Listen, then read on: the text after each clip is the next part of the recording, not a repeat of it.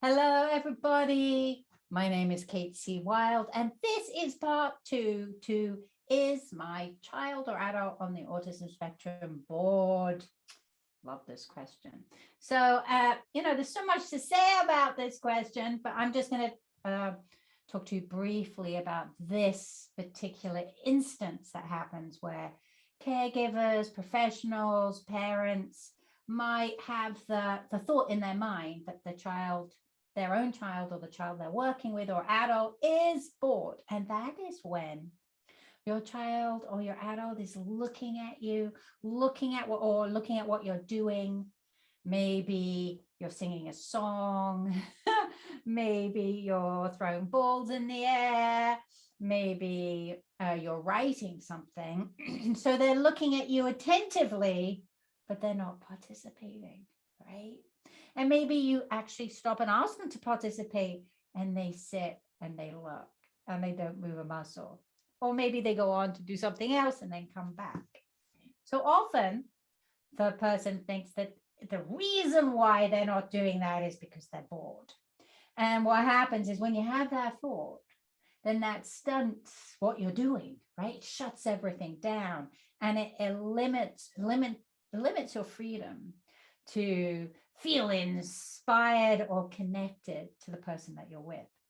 So the first thing that I think about when that's happening is it's usually, I think about one or two things. One is sometimes our children are very amazingly clever, especially when they're in school or college or in some kind of professional setting, is like they know to sit down and be attentive.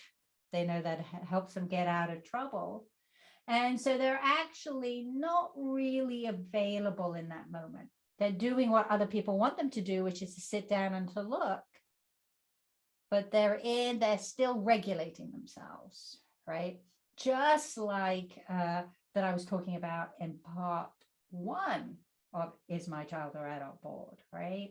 So they're doing that. They're containing themselves pretty well. I think this might be what a lot of people in the autism community call masking. So one way to tell, right, is to just, if they're looking right at you, just move. And sometimes what you'll see is your child is actually looking right the way through you.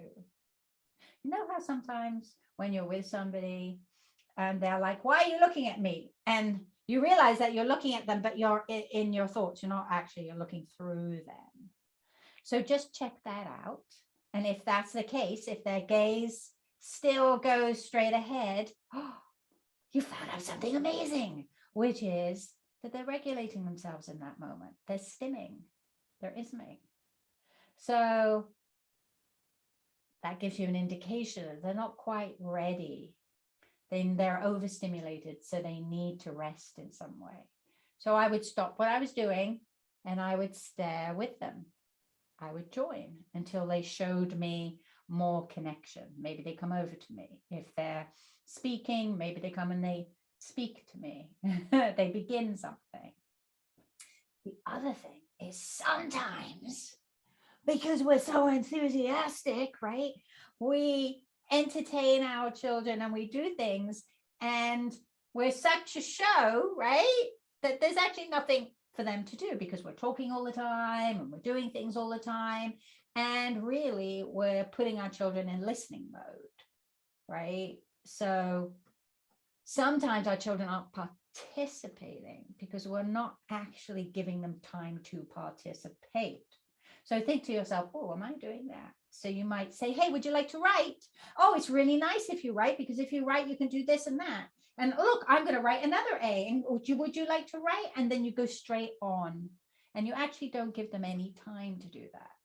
This is where the magic of the pause comes in, right? Which in my newest book, Autism Abracadabra, I talk about that a lot. And Autism Abracadabra is actually about helping our children with their social attention span, with their interactive attention span. And pausing is so important. And what happens for children who are they kind of spectate versus participate. In my experience, in my work with all our wonderful, amazing beings on the spectrum, we got to give them a lot more time. And sometimes we have to pause for a whole minute, and that can feel like an eternity to us. So those are the two things that I would check out, right? So remember, if you're having the thought, oh, my child's bored, that shuts everything down for you. So see if you can become a detective instead and see, oh, what that's meaning is I'm sensing, in some sense, that I'm disconnected from where my child or my adult or the adult or the child I'm working with is. That's just an indicator that we're not on the same wavelength. And we've got to get on that wavelength. All right. So check out part 3, which I will post on my YouTube soon. All right. But it might already be there too. This is a 3-part series. Okay. All right. So I send so much enjoyment and love and excitement your way because you have a truly amazing being in your midst.